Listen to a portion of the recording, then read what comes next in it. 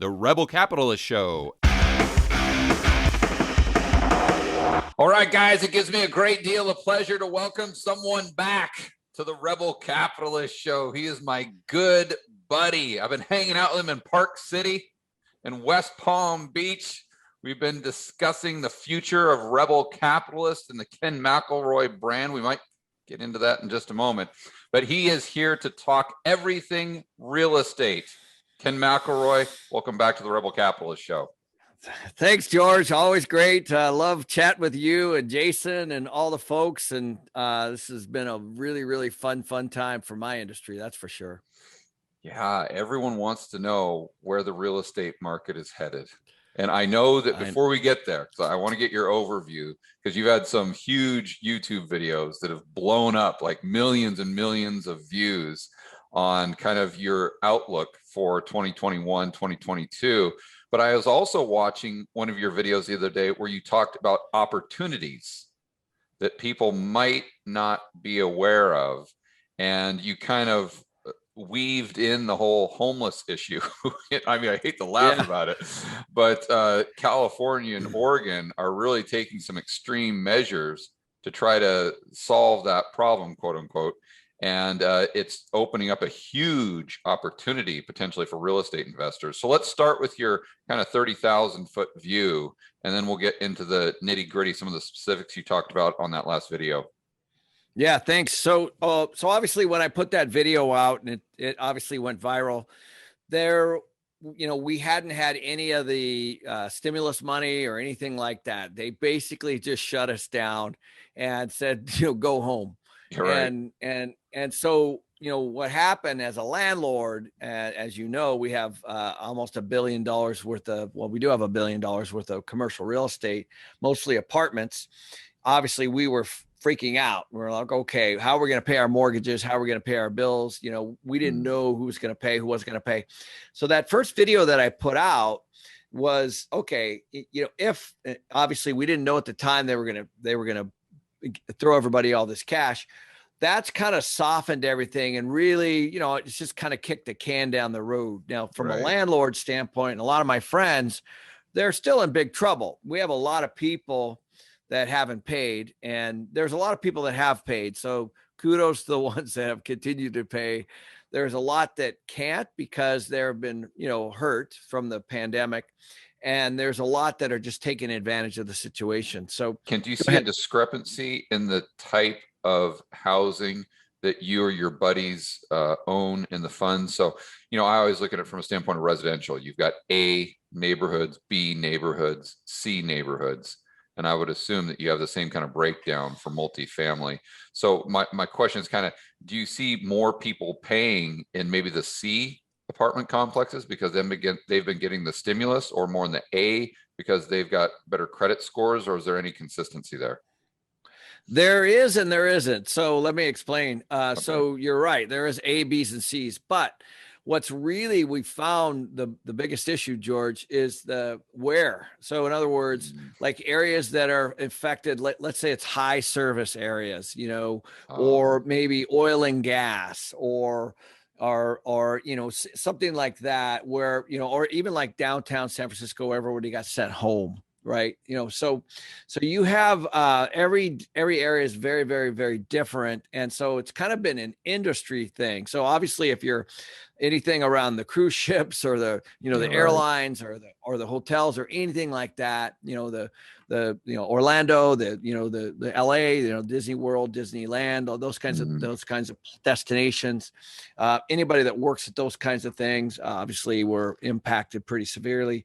So and they, of course, as you know, can live in A, B's, or C's, but a lot of it has to do with, how thin they are already. And as you know, a lot of people are thin financially. They were thin before the pandemic. I think that I read recently there was 50% of the people in the US had less than $5,000. And so, they're just kind of paycheck to paycheck folks. So those folks got really hit pretty good. Do you see that same phenomenon on from the standpoint of the landlords? What I'm thinking about is their capital structure. So we talked about the running too thin. You're talking about the consumer. But that's what I was thinking about. If someone's over leveraged and they don't have much wiggle room there, where they cannot afford to have any of those rent payments skip out on them, or they're not going to be able to pay the bank. Do you see that as well? Without a doubt. Yeah. There is a very big, there's a big tidal wave coming for landlords that haven't been able to pay, and not just in single family or multifamily, but in commercial and retail and office and all that. In fact, I just read this great article with Carl Icahn, the big real estate or big investor. He's doing short on all the malls as an example, like literally shorting the malls because people aren't going to the malls, and there's landlords that own those malls. So it's not just at a small level.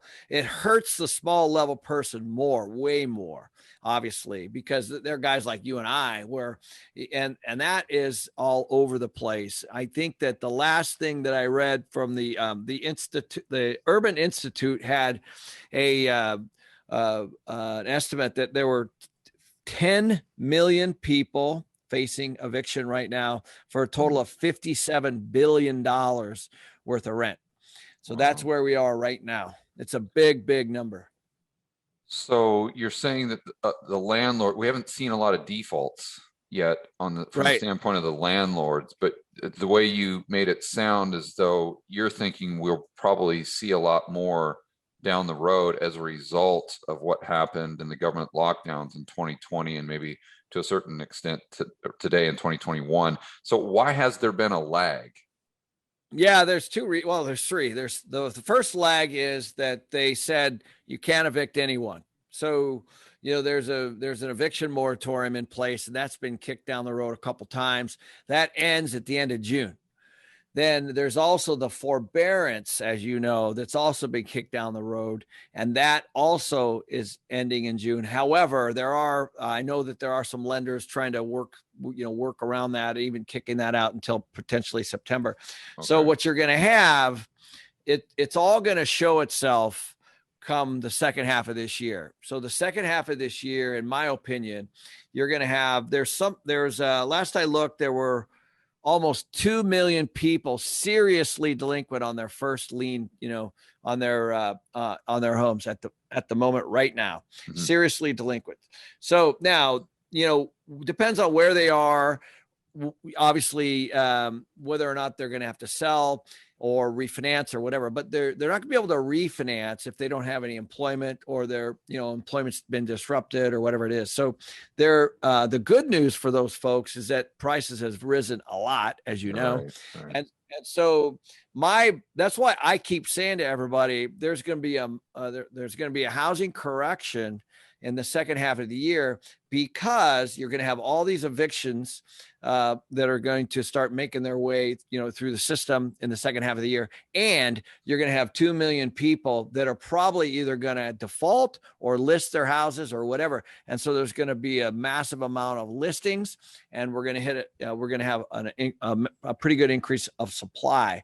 And right now, that's the reason that prices are jacked so high is we have these supply issues, and it's at their all-time lows, which is, of course, jacking the pricing. Yeah, right. So what's happening is people who are not paying their rent because they maybe fall under this eviction clause where you can't evict them. So they're saying, well, why should I pay my rent? Even if I have to pay it on the back end, I'll just go ahead and live life for today. And that's not affecting the landlords to a great degree, because they have been able to put their debt or their loan on forbearance. So they're not having to make those loan payments. So we're just kicking this can further and further down the road. But at some point, it's going to be time to pay the fiddler. I think for the majority of the people listening right now, their question would be, okay, Ken, I get what you're saying, but if they've kicked the can down the road this far, what's to prevent them from just saying, okay, that whole eviction moratorium, we're just going to keep that up for the next 5 years. And the whole, and the landlords, you're not going to have to pay your mortgage payment. We're going to put a forbearance for the next 5 years. And whomever is holding the bag, as far as a mortgage-backed security or something like that, or a commercial mortgage-backed security, the Fed will go ahead and just buy those and just absorb the loss or something like that. What would your rebuttal be? That would be, well, first of all, that would be fine, because obviously if, I mean, if we didn't have to mess with the default side of things, then obviously being able to work with the tenants, because I do want to be clear, not everyone isn't paying. So there's a lot of people that aren't paying. Like I'm buying a property. Yeah. So if there definitely needs to be something, and I know the latest the bill with Biden was supposed to have $50 billion for rental assistance, and so they're already on this issue. Although the states are having a tough time getting it and distributing it. So there are some programs out there. I don't think that it'll go to that extreme. What I think will happen is kind of what's happened before, is there'll be rental assistance in the form of some kind of stimulus. And so, in the past it's been, Section 8 as an example is a great program that's been around for a long, long time, where, they actually pay the landlord for the rent and take care of the tenant. So those kinds of programs have been good in the past. There, I would imagine that those are all going to start to come out, and we'll start to see these programs to help tenants pay their rent, which enables the landlords, of course, then to pay the loans. As you know, some of those loans are private, some of those loans are public, and some of those loans are securitized. And so what that means is that somebody's not getting paid, and that might, that could be people watching here. They just don't know it. You know what I mean? So, well, Ken, okay, if I'm hearing you right, basically you've got this thesis, but it could definitely change based on the facts, and it could change based on the program that the governments roll out. I mean, if things stay the same, then this is how you see it playing out. But who knows what Biden might do, or Janet Yellen, or Jerome Powell, something like that. And then you're saying the people that are listening right now, they might think this really doesn't apply to them if they don't fall into the category of someone not paying their rent, or maybe not paying their home mortgage. Maybe they haven't had an issue with their job. That's great, but maybe they've got a pension. Maybe they're part of CalPERS, which is the big California pension fund, that in order to meet their liabilities, they've got to make a 7% return per annum, which normally is easy to do with the 10-year treasury at 8%. But when the 10-year treasury is at 1% or 2%, that 7% bogey is very, very difficult to hit. And if they can't get that 7%, then a lot of people aren't going to be receiving the pension they assumed they would get. But it also forces that pension fund to go further and further out the risk curve. So instead of buying treasuries like they would have, now maybe they're buying, I don't know, commercial mortgages that have been securitized, or mortgage-backed securities. And therefore, that's your point, is the person holding the bag could be the pension, which in essence is the average Joe and Jane police officer, teacher, firefighter. They don't even know that. So that's the interesting thing. If you want to break it all the way down, that teacher, policeman, firefighter, they're putting money into their monthly pensions.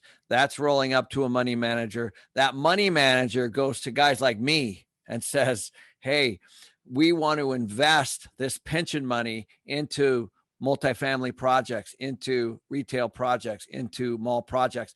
That's what their job is. Now, that's not all that they do, of course. They don't just invest in multifamily, and they don't just invest in real estate.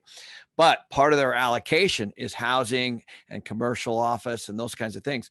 And so as those things default, those people that don't get paid are those people that paid in on the pensions, the pension holders. They're the ones that don't get the money. Yeah. So it's a trickle down effect. So, okay, we're talking about some of the risks involved. What are some of the opportunities? I know that you did a YouTube video that I thought was fantastic. and where you outlined the commercial mortgage-backed securities. I believe it's the acronym, isn't it? CMBS, if I'm not mistaken. Yep. And it is. And you kind of walk through a diagram of this trickle through effect that you're referring to, and then how that comes out in mortgage-backed securities. But if those loans aren't being paid, that this could create some motivated sellers, for lack of a better word, and the opportunity of someone to come in and repurpose the property, buy it for pennies on the dollar, repurpose, Yep. and then go ahead and up the cash flows and then borrow against the increased equity. That's exactly right. So if you go back to 2008, which hopefully a lot of people remember, back in 2008, you could fog a mirror and get a loan, right? And so what they did is they said, okay, we're going to package these up into securities. So in other words, you know, let's say there's 10 people that bought all next to each other. Those all get packaged into a security and then sold off. And so what happened is Moody's rated those, as you know, and what they said is that some of those were A rated, which means that maybe people with not a good credit score, for example, was in that A rated paper. And then people were buying those thinking that they were A rated, and then they defaulted. That's part of what happened in 2008. So what, you know, all these mortgages, a lot of these mortgages, a lot of these are held by people, you know, so it's when people give money to insurance companies or pension companies, or even in the bank, that, you know, they have to lend that out to make money in order for you to make money in your portfolio. That's how the system works. And so as those are defaulting, then of course it shows up in the returns. And that's kind of what happened in 2008. Now, the difference in 2008 is that the market fell. So what we had had mortgages much, much higher than the value of the homes. And that's when they called it mailbox money, you know, or jingle mail, you know, they would throw their keys back to the bank. Yeah. So that's what created that housing crisis. This one's a little bit different, where we've had this incredible rise in prices, and we still have a incredible amount of defaults. And let's not forget, we still have, I know the number, last I looked, it was 8.5 million people still unemployed. So we still have that. And the bank or the states are starting to cut back on that $300, unemployment per week. Right. So, you know, if you think about it, that is rent. That, you know, that number, that $1,000, $1,200 a month, or whatever you want to call it, was people's rent. And so as that starts to shrink down, we're going to start to see more and more and more of this show up. And that's why I think all of this is going to, you know, kind of hit the fan. Now, it's not going to all crash and correct. You know, everybody's going to try to hold on to whatever they can hold on to and stay in whatever they can. I mean, I would, if we were behind in our house and we were in our house, we would fight tooth and nail to stay in there as long as we could, try to work with the landlord or the lender or whoever it was. So all that's going to play out as it did in 2008. But at some point, somebody's going to want their money. Legal's going to step in. They're going to say, we have to default, or we have to evict, or, you know, something's going to happen. And then all that is going to be, a displacement and or inventory that's going to hit the market. Yeah. It sounds funny to say, but back in 2008, we had much more of a free market system. And in a free market, when you have a recession or you have some sort of crisis, you have a debt crisis or a housing crisis, and a lot of the young people might be shocked to hear this, but when you have a crisis, prices go down, not up. It's just, I know. Just the last one where we don't have a free market anymore, and the government, now we have a huge crisis, a big recession, and you see we live in Looney Tunes world, where prices actually go up in a crisis and not go down. So I think that's what people really need to get their head around, is we've got so much government intervention, but at some point, the market is always going to be more powerful than the Fed or the politicians or Janet Yellen or the central planners. And, you know, you hit on another point there, Ken, that I'd like you to expand on. So many people think that the real estate market is similar to the stock market. You know, I see this in my comments all the time. I'm sure you get it as well, where people say, well, I don't want to buy a house right now. I'm just going to sit on the sidelines and wait for the market to crash, quote unquote. And then I'm going to go in and buy for 50 cents on the dollar. I'm going to buy things when they get cheap again. But people need to realize, and I'm not saying that's a bad strategy, but you need to realize that the housing market, or real estate in general, I'd assume commercial is the same. It doesn't just flip on a dime. You know, you go back to 2006 when we hit the peak, we didn't bottom out until 2012. It took 6 years. Right. And, you know, Hartman's got a good way of saying that. He says it's because the buyers are always looking through the windshield, driving the car. They're looking ahead. And the sellers are always looking in the rearview mirror. They're always looking at what prices were, and the buyers are looking at what prices are going to be. And it takes a long time for those sellers to ratchet down their expectations. What's your experience been? You know, you've been doing this for decades. How long does it usually take for real estate to turn and start going down, you know, when we have a big event? So great question. It depends on the sophistication of the seller, be honest with you. So a buyer is always looking forward. They're looking, you know, they're saying, what's it going to be? So that's a great analogy. You know, as an example, you know, we were trying to buy stuff in Las Vegas recently. You know, obviously when Las Vegas got shut down pretty much, and the casino, you know, the number one employer in that area is of course the casinos, and all the workers around the casinos, all that. So I'm like, this is a great time to go buy in Vegas. Well, the sellers were all like looking back, right? And I'm looking forward. I'm like, well, look at you, you're sitting here with, you know, nobody's moving in and out. Your occupancy is low, and your collections are low, and they're holding tight. And so it kind of depends on their pain point. If they're highly leveraged, like what you kind of mentioned before, they're probably going to make a move. But if they've got pretty good cash, they've owned the thing for a long time, let's say their debt coverage and their loan to value is maybe significantly lower, like 40, 50%, then they're going to be fine. So like with Ross and I, my partner, our average loan to value on our whole portfolio, we have 10,000 apartments, is, you know, right in the 50% range. Now people are like, are you crazy? Like, why aren't you in the 75 to 80%? And obviously that would be hundreds of millions of dollars in cash for us if we did those cash out refis, but we want to be there.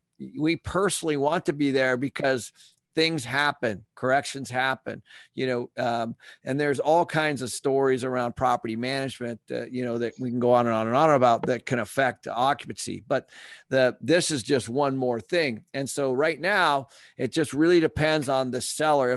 If a seller wants to get the hell out of Vegas, let's say, they're selling, Right. But if they're working at, let's say, the Mirage, and, they're still getting the stimulus money and all that kind of stuff, they're probably not. So it just really depends on, the individual and the seller themselves. And there's been a fair amount of, as you know, it's been very, very interesting. But the sales right now is waning right now because of the inventory and the construction costs, which are just going crazy right now. We're building 4 projects, and we're getting killed on appliances and lumber and OSB board, which is the strand board, and plywood and all those kinds of things. It's really jacking the costs.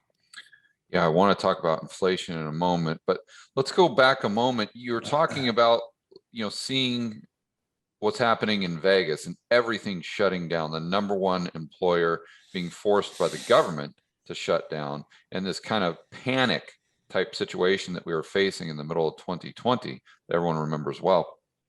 And Ken McElroy looks at that and says, I want to go buy. I'm getting greedy. I want to go buy. I want to go in there and put money to work. That's very counterintuitive. Most people would run away from that situation. And whether you're investing in real estate, whether it's gold, whether it's currencies with bonds, stocks, doesn't matter. What I've seen, what I've noticed from all the guys and gals who do this really well is they're able, what Jim Rogers says, they buy panic and they sell hysteria. So, I know that you have so much experience that it might be easy for you now to go in and buy panic, but that's not natural. You got to kind of rewire your brain, you know what I mean? Because we see that crash and we want to run. We want to get as far away from that as possible while you're running into the fire. How did you train yourself to have that mindset to the point where you're willing to put quite literally hundreds of millions of dollars to work when everyone else is running for the hills? It's a good question. I think that actually, well, I've been through a couple cycles, and in the last cycle in 2008, I'll give you a great story. We went down to San Antonio, and we bought 2,000 or 3,000 units down there during call it 09, 10, 11 ish, somewhere in there.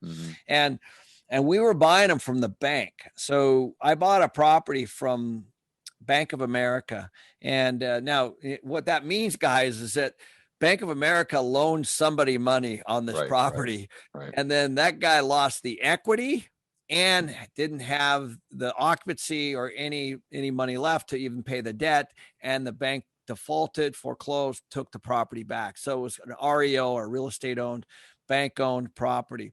And so I really wrapped my head around this probably 08, 9, 10. So it was a good 10, 12 years ago. You know, there's a process that happens, George, and these markets, they do come back and they can be resilient. So and so when we were we bought that property, the loan on that property was 25 million. We got the bank to write it down 5 million, which means the bank took a loss. So the shareholders in the bank took that loss. We got the loan for 20, and then the bank gave us the money to fix it. And now that property, I think we're into it for less than 30 million. That property is just somewhere between 55 and 60 million dollars today. We still own it. And so, I love to buy things that are broken. If you can find a broken deal and have the expertise and the management to be able to fix them, then that's how you create value for yourself and for your investors. And so for me, I've had a lot of experience in Las Vegas before, and I've watched the cycles. It happened during 9/11. Now, a lot of people don't remember 9/11, but I was buying in Las Vegas right after 9/11 because the skies went dark and nobody could fly anywhere, and so, so the only way to get to Vegas, obviously, was to drive. And so obviously it had a massive, massive impact. And so Vegas started to go through a correction as a result of that. It's the same thing that's going on in New York City right now. New York City will rebound. You know that. I know that. Now, the question is, how long will it take? Same thing with Seattle. I was just up in Seattle. I'm from that area.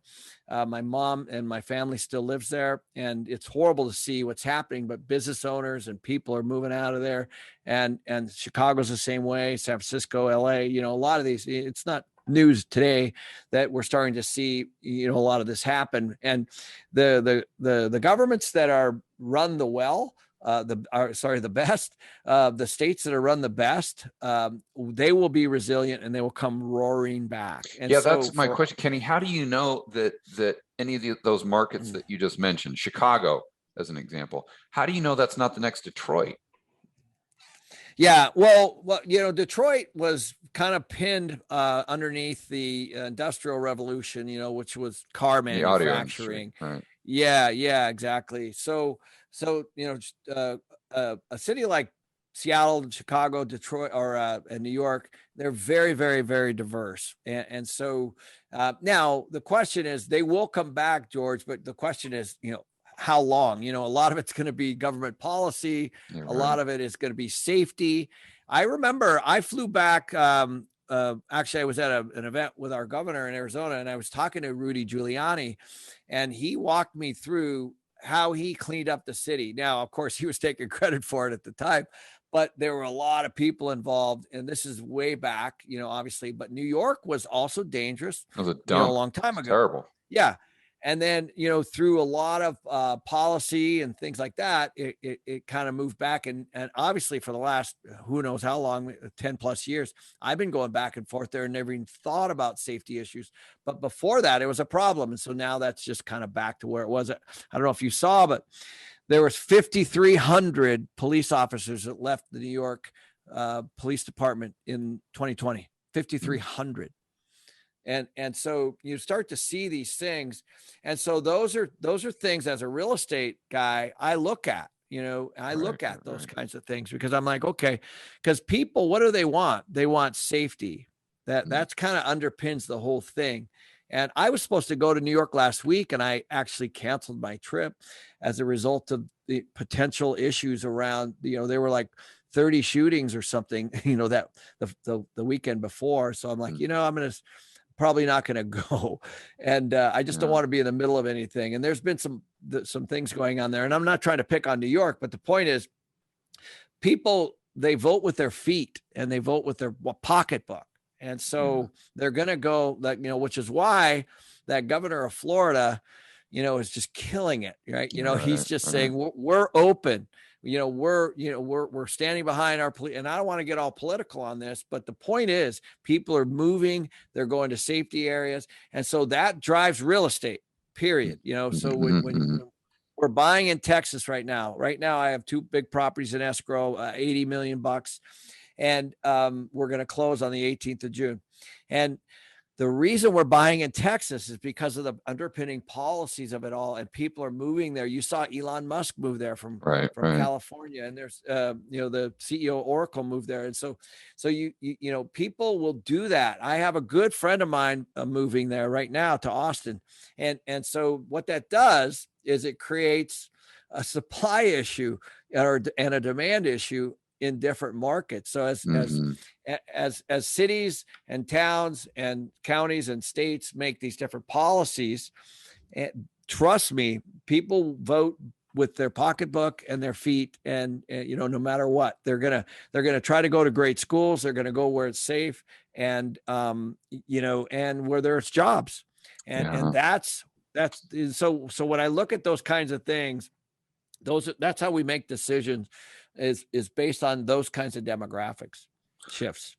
Yeah. So I've got a bunch of questions here, but along those lines, because I get asked this question quite consistently, as far as investing in residential in blue states compared to red states. And I mean, you kind of touched on it there, but if safety is your number one thing that you're looking at from kind of like a micro driver, you're looking at the macro, but then you get all the way down to that component, and then street by street, and you're taking all of this into consideration. Defunding the police, or a push to defund the police, probably isn't going to equal more safety. Probably going to lead to maybe a little less safety. So is it safe to say that you and your buddies, and I mean, we went skiing, and pretty much every guy you hang out with is huge in the real estate business. Are you guys leaning more towards states and cities that, and again, this is not a political thing, but that are leaning a little more red just because they're the ones that aren't trying to defund the police, and there might be fewer safety issues there in the next 2, 3, 5 years, something like that? Are you guys considering those elements? Is that playing into your consideration? Yeah, so that's a great question. That's always been part of it. So I'm not afraid. Trust me, I'm not afraid to buy in blue states at all. From my standpoint, what I'm looking for are expenses. So the taxes, all the additional fees for inspections and things like that they layer on, because a lot of the cities in the states, they look at the landlords, the real estate holders, as an opportunity for money. And so typically that fleecing you. So typically that comes through like property taxes as an example. So there's a great video that I watched by the CEO of Starwood Hotels. If you guys, it's on the internet, it's on YouTube. You should check it out. But basically he said, listen, when we plant a hotel, it's a massive it's a massive consideration. Yeah. And you can't just move it real quick. Yeah, right, right. So like, what are the tax structures? What are the expense structures? Is it, are they all these additional things that it costs to run the hotel? Mm, And then what can we charge? And then on the safety side, that's really more on the consumer side, obviously. And basically what he said was, if you take a look at where Starwood has grown, it's been predominantly in the red states. And again, not to get so political, but I would not go buy a property right now in New York or Seattle, as an example, because the employers are moving out, and there's real estate patterns that are created by these policies, by allowing all the things that are going on. And I'm not saying that they don't have social issues there, because obviously they do, but at the same token, I was on the phone with actually an anchor at CNBC, and I won't say who, but they live in a building across the street from a hotel that was just converted to homeless in New York. Oh, wow, geez. Okay. And so she's like, okay, so now I'm trying to, shop, and I'm stepping over people that are passed out in the grocery store. And I'm not saying that all homeless is this a problem, but what I'm saying is, so confidentially, she's like, yeah, we're thinking about moving, right? Because, well, so, these are real things. People can get angry. That doesn't, it doesn't matter. The fact is, these are real things, and decisions that are being made, policies that are being made affect where people go, period. And so that will always be the case. And so, people, again, they vote with their feet, they vote with their pocketbook. So they have choices. We have choices where we want to live. Yeah, it reminds me of that saying that Warren Buffett had, where he's talking about what to invest in or what not to. He's like, just try to invest in something that's got more tailwind than headwind. And that's pretty much what you're saying. Yep. Pretty much. It's really common sense. I mean, I know you spent a lot of time in, out of the country, right? In Colombia, and there's good areas and bad areas. Sure, and there's a reason. And the same in the United States, exact same. So even in Phoenix, there's good areas and there's bad areas, and there's good areas that turn to bad areas and bad areas that turn to good areas. And that's always been. And some of that's through redevelopment. Some of that's been through policy, but so as a real estate investor or developer, like what we do, those are always things we're looking for. Because if you're a family with, let's say, with kids, what are the things that you're looking for? You're looking for safety and good schools. Really, those are two big things. That's not all you're looking for, but that trumps really, like, even living next to where you're working. Those are things. So we oftentimes will buy properties in areas that have really good school districts. I'm looking at two properties right. Yeah, it's really a good decision, because as long as the school district is good, then you're always going to have people that want to be in that school district to put their kids through that program. And so those are little things that you could do as a real estate investor, as you start to navigate all this. But there's obviously school districts that are not doing well and school districts that are doing well. And so all that's going to also be a determination on what happens from a real estate standpoint. Yeah. So it sounds like, as a professional, you're always trying to be as cognizant as possible about trends. And then once you spot a trend that you've got some confidence in through doing the due diligence and going through your framework and your process, then you just try to kind of get in front of that trend with either multifamily or commercial, industrial, et cetera. 100%. So I'll give you a great example. Yeah. So during this pandemic, obviously things have been disrupted all over the place.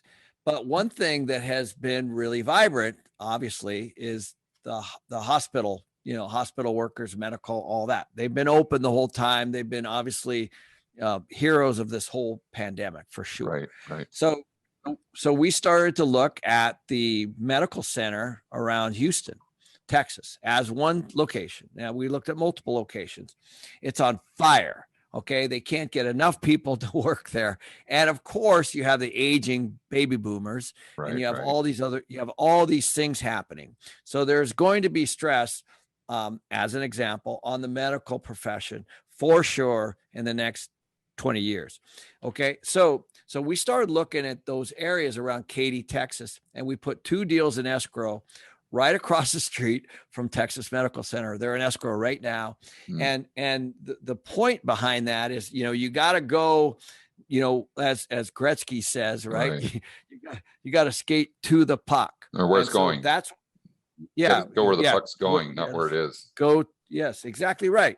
Skate to where the puck's going. And so that's what we're trying to do, is trying to be where, where that's going to be. In addition to that, we were able to buy at significantly less than we are in Phoenix or even Las Vegas. So we were able to buy at, right now we're like 130,000 a unit down there for these properties, where that exact same property in let's say in Phoenix would be closer to 200. So you're looking at all of those.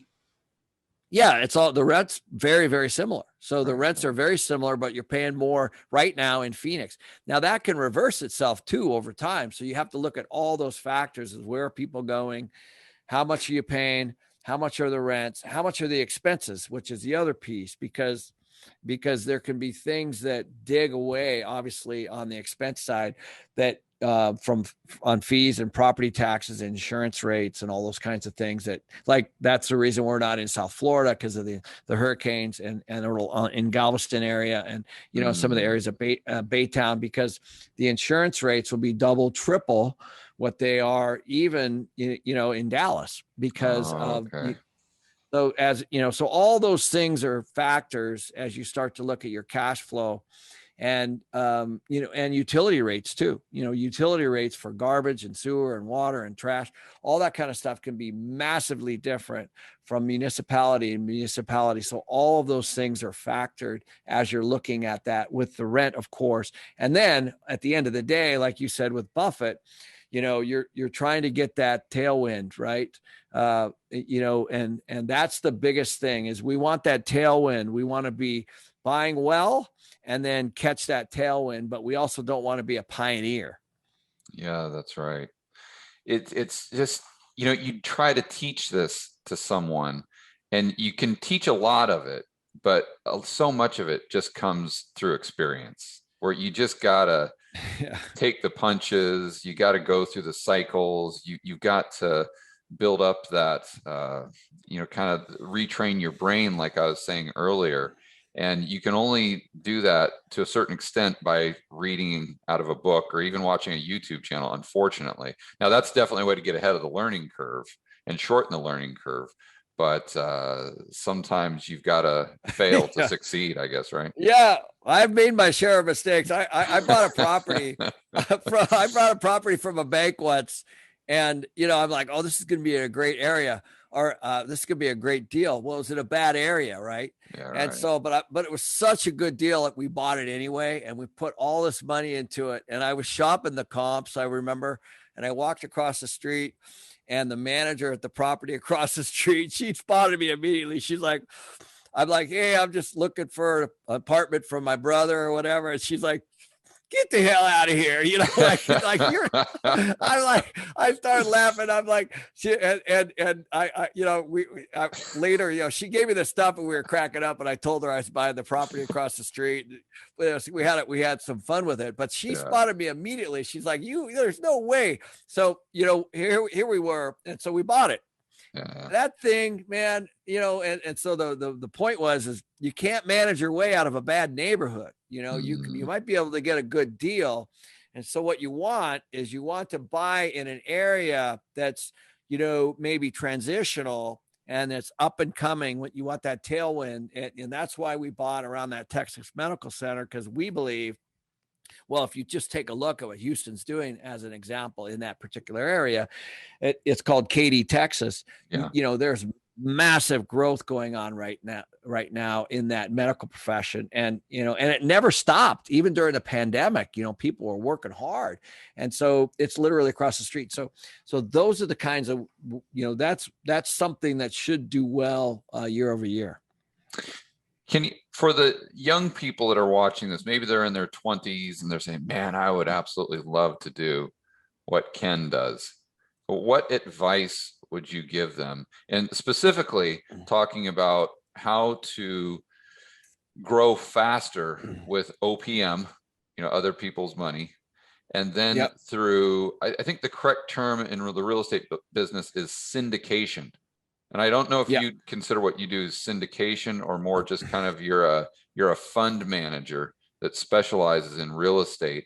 But what do you do specifically? What terminology would you use? And if someone said, I want to be Ken McElroy, what advice would you give them? Well, the first thing I'd want to tell everybody is, I went to my high school reunion recently and I looked around, and the thing that struck me is that, when we were all graduating from high school, we all had the same potential, same opportunities. Maybe some of us had parents that had a little more money, but at the end of the day, we all got educated by the same people.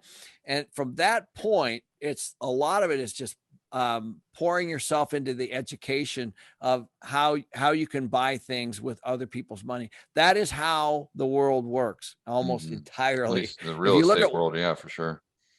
Well, and all the money at Wall Street, the money that they make, the fees, that's on somebody else's money.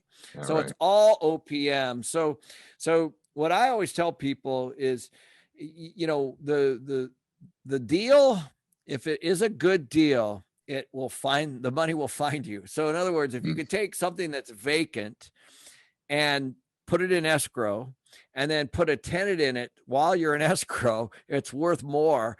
That's understandable to an investor or somebody with money. And so what I always tell people is start local, start in an area that, like let's say maybe you're around a university or a college that, that all the kids spill over into housing around there. And that there's never, there's a massive demand for housing. And, that's a sign, like, okay, this is an area that's good. Like we see that around Arizona State University because it's a growing university, or that could be a military base. That could be lots of things. And so, so it's just common sense. Where are people going? If there's a big, right now we're looking in Austin, my president of my company's in Austin today, looking at a property north of Austin, which is where, Apple and a bunch and Google and a bunch of companies have grown and opened and are out there. And all of a sudden it's creating all these extra jobs. And so, we're looking at areas like that. So you want to, again, kind of be where you think the puck is going to be. And then you just kind of piece it together, just using common sense. And I found that money is so available, and everybody starts the same way I started, George, which is with nothing. I mean, we all start with nothing and just some ideas and trying to find people that trust us and believe in us. And I think that if you can do the math correctly and show that, okay, I have so many stories of people that have bought properties and they're cash flowing $500, $600, $700, $800 a month, and they're doing very, very well. And all they do is their goal is just to buy, 5 or 6 of those. And then they're now financially free. It's not rocket science. It's literally math. It's how much you pay for the property, how much is the rent, and what are the expenses. And then after that, of course, is your cash flow. And so if you can stack up enough of those cash flows, after a while, you can become financially freed. So it's really, really not that difficult but they have to change their mindset from, my parents, they didn't go to college and, they barely finished high school. And so I didn't have any of this knowledge either. And I had to go out and find it. And there's so many resources now for that. And there's a lot of really, really good folks out there.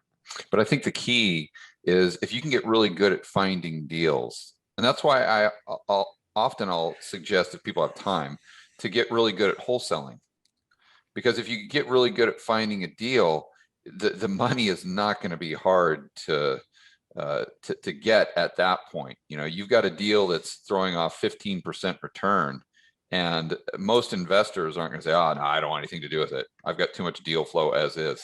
You know, they're going to say, "No. What you got? How much of a return? Yeah, what do you got there, kid?" So I think that's kind of the key component there. Get really good at finding deals, and then kind of let the rest fall into place from there. Am I understanding that correctly?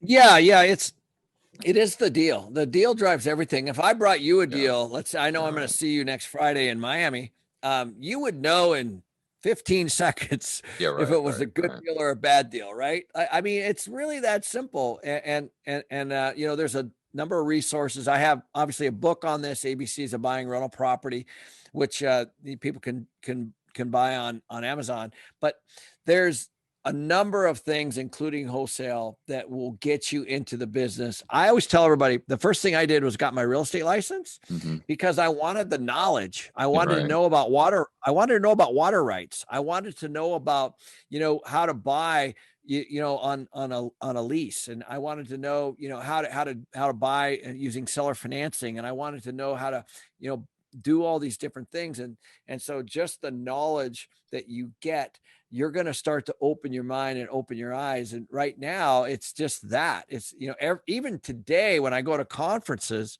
which I love going to, I'll learn stuff. Like somebody's doing something, I'm like, oh my God, that's awesome. Like I hadn't even thought of that. And so you know, that's what's gotten us into the land development business, the self-storage business, the office building business. You know, we've converted condos, we've built condos, we've done all those kinds of things. And I've kind of touched on all these kinds of things through the years, but I started with that 2-bedroom, 2-bath where I used my own money.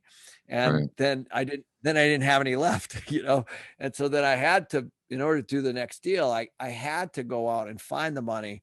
And I found that there's a fair amount of people out there, if you can show them the math, that they'll invest in you and your future.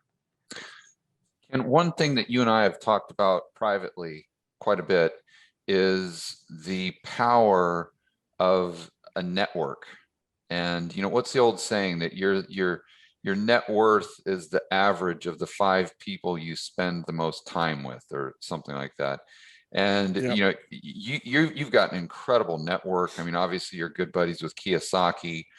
You've done a lot of his real estate investing for him, but over the years, you've participated in a lot of these mastermind groups, as an example, where you're surrounding yourself with people who are better than you at certain things, and it's upping your game. It's taking your game to the next level. So I'd be very curious to know where you think you would be right now from a standpoint of finances. You know, where would you be financially if you never would have honed your skill in building that amazing network, or if you'd never been to any of these mastermind groups, or in other words, surrounded yourself with people who have different skill sets that can push you to the next level? It's a really good question. So I made a massive mistake after I got out of college. I got into college for wrestling, and that's what got me there. I had a scholarship. I didn't treat the education process probably like I should have. I didn't respect it. And so when I got out of there, I really thought that, you know, there's no future in wrestling, by the way. So you would have thought that. I could see you in the WWF, Ken, with Stone Cold, Steve Austin. Oh my gosh. So anyway, so I got out of there and I'm like, okay, I got a good job after school. And I thought that's what it was. And then I kind of stopped studying. I stopped reading books because I had just read all these textbooks and, you know, been all these classes. I was burnt out. And then all of a sudden I started going to these things. One of the first things I went to was a guy by the name of Tommy Hopkins. And I walked in and I was completely blown away by, you know, his technology and essentially, you know, I was like, man, this is exactly what school should have been like. And so I was hooked. That was years ago. And then I started going to all these things, and along the way, I learned a lot. And I would just, I would go to weekend stuff. I'd go to evening stuff. Back then we didn't have YouTube and all that kind of stuff. Right. But so you'd physically have to go. But I did. And I started reading more. And then I got into a group called EO, which is Entrepreneurs Organization, years ago. And I was I started my own company by that time, but very poorly. I was running it very poorly. And I get in there and I'm sitting there with guys that are just rock stars. I'm like, oh my gosh, like this, like one of my good friends today started California Closets as an example, got kicked out of his house at 17. And, he's a very good friend, Neil Balter. And I'm sitting there, and he sold it to. Did you meet him through EO, the mastermind group? Yeah, so I'm sitting there, and he just sold his company to Williams Sonoma, and he was on to the next company. I'm like, and so you start to be around these guys, and you start to ask good questions, and they're like, and my experience has been that they're very, very, very, very helpful, and they're trying to, and so if you have the courage, you basically put all your stuff up on the table, which is what most people don't do. So I'm like, okay, I have this problem. I have this problem. I have this problem. How do I scale? I don't know how to hire a CEO, a CFO, even a bookkeeper. What do I do? I bumbled through all of it. And so EO really helped me. And then my company got to 10 million a year. And then I got into YPO, which I'm in now. And, because what basically what that is, it's, you have to have a couple hundred employees. You have to have over 10 million a year in gross revenues in your company. So it's just a different category of business person. And not all entrepreneurs, but the point is, then I started learning about corporate governance and legal, and how to put proper accounting departments together and stuff like that. Stuff that I didn't know. Yeah. And you thought that shoebox was plenty good, right? I was like, good. So, and then through all of that, what happened was those organizations started bringing in these incredible speakers. And you start to glean and learn from all of them, and you start to apply little things to your life, little things to your business, and then of course along the way I met Kiyosaki, and that opened another door, and guys like you, and people might not know, but we basically. We when we get on the phone, we're like, what are you reading? Send me this. Yeah, exactly. I send you links. You send me links that, like, I think I would be great. I'm going Kiyosaki, to your event. Same thing. Yeah. Kiyosaki's calling you. 3 o'clock in the morning, sending you a link to some YouTube video on gold. Yeah, I know. And then I watch it. He calls you at 6 and says, "Have you seen it?" I was like, it's been 3 hours, and you said it at 3 a.m. Yeah. But I have to laugh. But that's basically, as you know, and we're always I'm actually always trying to be wrong. I'm actually always trying to prove my bias, because I am biased. We all are on our thinking. I'm actually trying to prove it wrong all the time. I'm trying to say, okay, what am I missing? Like, even on my Texas deals, what am I missing? That's all I think about. Yeah. What big thing am I missing?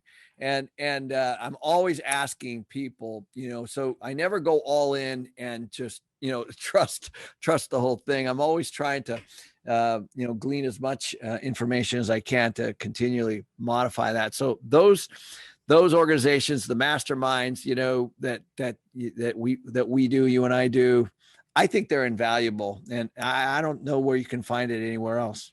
Yeah. My big problem when I retired, I was 38 years old. It was 2012. You're kind of in this situation that most people dream about. And they say, "Oh my gosh, you got all this money." I would just go and buy an island somewhere, or I'd go retire to, somewhere in the Caribbean, white sand beach, and I'd just set up a house there and just drink margaritas all day on the sand, and swimming and playing around in my jet ski and everything. That would just be a dream come true. What most people don't realize is, at least for me, that gets old after about a month, if that. The whole retire, or other people retire to the golf course thing, just play golf every day. I tried that. I actually literally tried that in 2012, and I was miserable after probably 3 weeks. And I found that through 2012, 2013, fortunately, I was able to get into real estate, which gave me something to really sink my teeth into, and macro as well. But if it wasn't for that, I would have been just miserable, because you go so long and you've got these people around you that are just go-getters.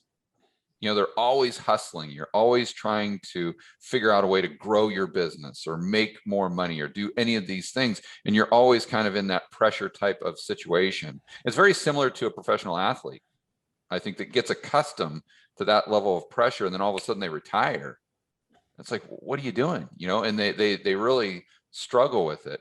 And one of the things that helped me out when I started the YouTube channel was the ability to start this show, the Rebel Capitalist Show, and actually exercise that part of my brain that you're not able to exercise once you retire, and talk to people who are a hell of a lot smarter than I am, like yourself, or like Jeff Snider, or Brent Johnson, or Luke Gromen, or Lynn Alden, or any of these people that I talked to on the Rebel Capital Show.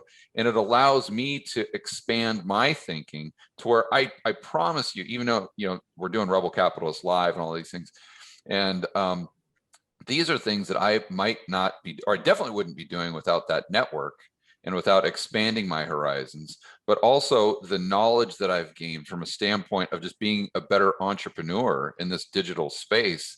I gained from talking to people like you and everyone else. So although I haven't been a part of a mastermind thing, I totally get it. Like, I totally understand it. And I've had that opportunity to a certain degree with this show. But you and I have actually talked about starting a mastermind, and we may be announcing something like that, because you've got all this experience.